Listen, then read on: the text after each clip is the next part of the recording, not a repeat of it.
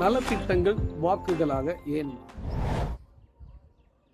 இந்தியாவிலே தமிழ்நாட்டை போல நலத்திட்டங்கள் மக்களின் அன்றாட வாழ்வோடும் உணவோடும் கலந்திட்ட மாநிலங்கள் மிகவும் குறைவு. அப்படி இருந்தபோதும் ஒவ்வொரு தேர்தலின் போதும் ஒரு வித்தியாசமான யதார்த்தத்தை நாம் பார்த்து வருகிறோம். வரலாறு காணாத பிரம்மாண்டமான நலத்திட்டங்கள் இருந்த போதும் அவை வாக்குகளாக ஏன் மாறுவதில்லை? ஏன் பயனடைந்தவர்கள் வாக்களிப்பதில்லை? இந்த உண்மையை எந்த அரசியல் கட்சியும் பேச விரும்புவதில்லை. இன்று நாம் இதை நிதானமாக ஆழமாக ஆலோசிப்போம்.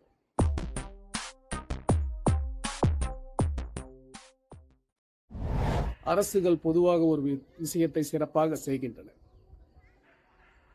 நலத்திட்டங்கள் எத்தனை பேருக்கு சென்றடைந்தன, எவ்வளவு தொகை செலவிடப்பட்டது, விநியோகம் சரியாக நடந்ததா, இந்த அளவுகோல்கள் எல்லாம் அந்த அரசினுடைய நிர்வாக வெற்றியை காட்டுகின்றன. தேர்தல்கள் நிர்வாக அறிக்கைகளால் முடிவாவதில்லை. இங்கேதான் ஒரு ஆபத்தான இடைவெளி உருவாகிறது. நலத்திட்டங்கள் எவ்வளவு தூரம் சென்றடைந்தன என்பது ஒரு புள்ளி விவரம். அந்த பயன் வாக்காளரின் முடிவை மாற்றியதா என்பது ஒரு உளவியல். இந்த இடைவெளிதான் பல தோல்விகளின் மூல காரணம்.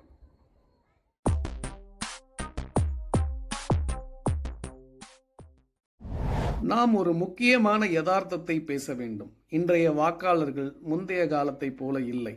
எந்த அரசியல்வாதியும் தன் சொந்த பணத்தை கொண்டு வந்து திட்டங்களை தருவதில்லை என்பது அவர்களுக்கு தெரியும். அது அவர்களின் வரிப்பணம். மக்கள் நலத்திட்டங்களை உதவியாக பார்க்காமல் தங்கள் பணத்தின் மீதான உரிமையாக பார்க்கிறார். இங்கேதான் கஸ்டமர் மைண்ட் செட் உருவாகிறது. என் பணத்தில் எனக்கு செய்கிறார்கள், இதில் நன்றி கடன் பட என்ன இருக்கிறது என்ற கேள்வி எழும்போதே அந்த திட்டமானது உணர்ச்சி தூண்டுதலை, எமோஷனல் ட்ரிகரை இழந்து விடுகிறது. இது ஒரு சேவையாக மட்டுமே பார்க்கப்படுகிறது.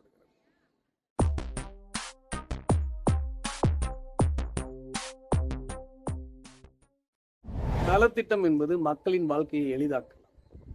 வாக்கு என்பது வாழ்க்கையை எளிதாக்கியதற்கான பதில் மட்டுமல்ல, அது ஒரு பிஹேவியரல் ஷிஃப்ட், நடத்தை மாற்றம்.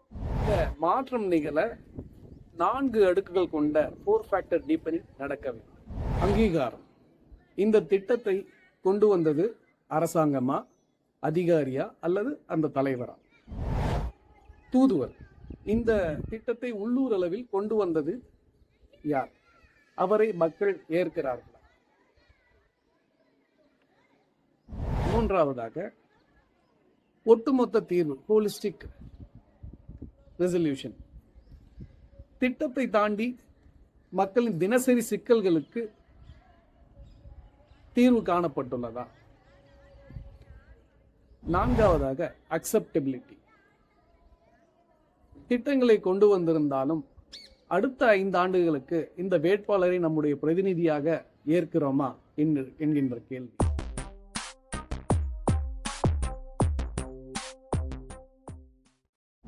அரசியலில் மிகவும் ஆபத்தானவர் கோபமாக பேசுபவர் அல்ல, மௌன வாக்காளர், மௌனமாக இருப்பவர்.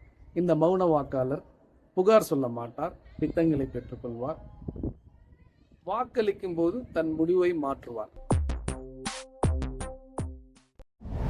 இந்த மௌன மாற்றத்தை அறிவியல் பூர்வமாக கணிக்க தவறியவர்கள் முடிவுகள் வரும்போது பெரும் அதிர்ச்சிக்கு உள்ளாகும்.